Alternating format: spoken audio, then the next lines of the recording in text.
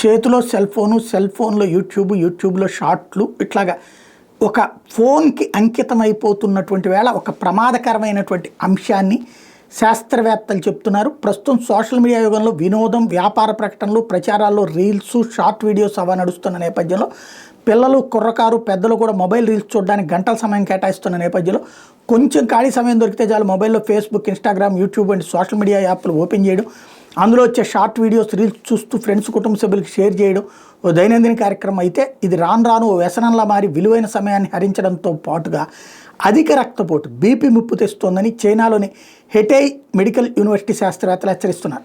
4318 మంది యువత మధ్య వయసు వాళ్ళ మీద చేసిన అధ్యయనంలో వెల్లడైన వివరాలు BMC జర్నల్లో ప్రచురించారు. ఈ శాస్త్రవేత్తలు 2023 జనవరి నుంచి సెప్టెంబర్ వరకు మెడికల్ యూనివర్సిటీకి అనుబంధంగా ఉన్న హాస్పిటల్స్లో వైద్య పరీక్షలు చేయించుకున్న 4318 మంది యువకులు, మధ్య వయస్కుల ఆరోగ్య రికార్డులను విశ్లేషించారు. 2245 మంది పురుషులు, 1890 మంది స్త్రీల మీద అధ్యయనం చేశారు. వాళ్ళకి పలు రకాల పరీక్షలు నిర్వహించి రాత్రి నిద్రపోయే ముందు స్మార్ట్ ఫోన్లలో ఎంతసేపు రీల్స్, షార్ట్ వీడియోలు చూస్తున్న అంశాన్ని పరిశీలించారు.